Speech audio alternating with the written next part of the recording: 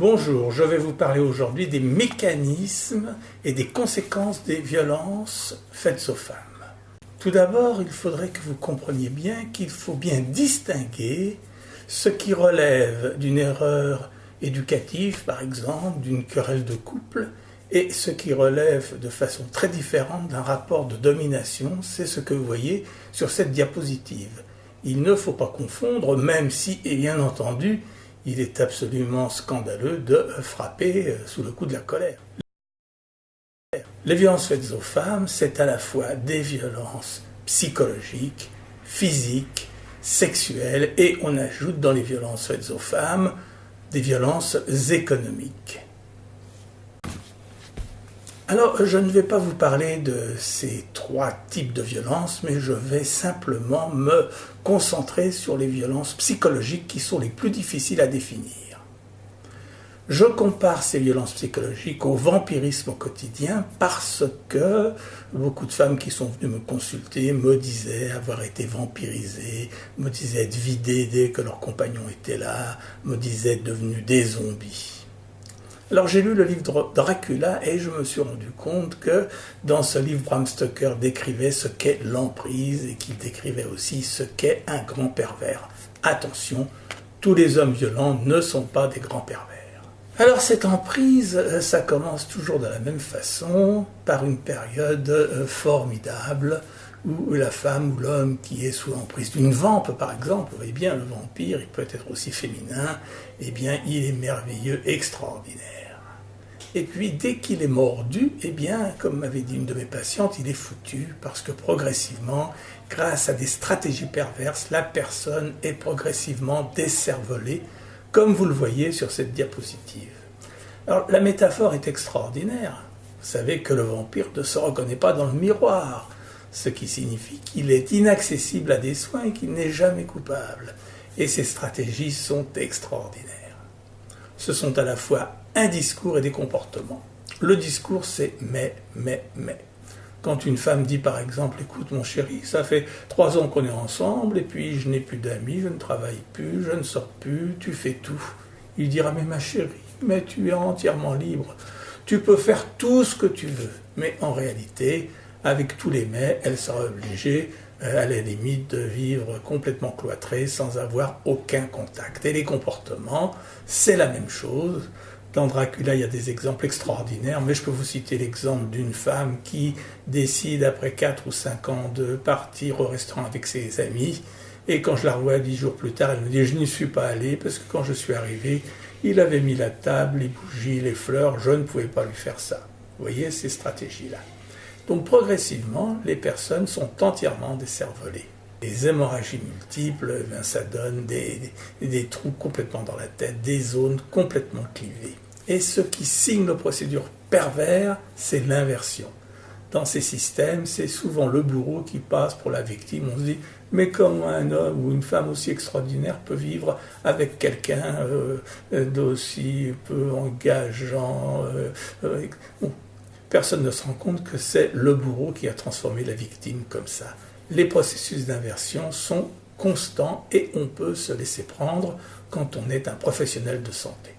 Je donne un exemple, l'exemple il y en a beaucoup d'exemples, mais je vous donne un exemple d'une pénaliste, une avocate pénaliste qui me racontait que son mari était un grand pervers. Alors, elle n'avait pas réussi à lui échapper et ne peut en rien faire finalement. Elle l'avait quitté, elle s'était réfugiée chez son père où il était allé la récupérer. Son père l'avait défendue, alors il s'était dirigé à la brigade de protection de la famille pour dire voilà, ma femme et ses 3 sœurs ont été victimes d'inceste de leur père et maintenant que notre fille a 12 ans, elle l'emmène chez le père. Le père s'est retrouvé en prison, il a été libéré 2 ans après. Et cette pauvre femme ne pouvait rien faire car son mari, avocat lui-même, s'était arrangé pour que tous les avocats du cabinet se mettent contre cette femme qui a dû émigrer. Donc la métaphore, c'est les hémorragies narcissiques. Alors, de même que le narcissisme est complètement mité par le grand pervers, l'identité de la victime est exactement mitée, elle aussi. C'est une négation de toutes ses identités, personnelles, sexuelles, sociales. Et bien entendu, bien souvent ces processus ont commencé très tôt dans l'enfance et hélas, les femmes ou les hommes qui sont toujours dominés, qui tombent toujours sur des gens qui les exploitent physiquement, intellectuellement et sur tous les plans, ne font que reproduire ce qu'ils connaissent depuis l'enfance et ces gens-là ont beaucoup de mal à s'en sortir. C'est différent pour une personne qui aurait eu un attachement correct, qui finira toujours par réussir à quitter le pervers. Maintenant, nous allons parler des conséquences de ces violences répétées, de ces violences que subissent les femmes dans les rapports de couple, parfois les hommes, mais essentiellement les femmes.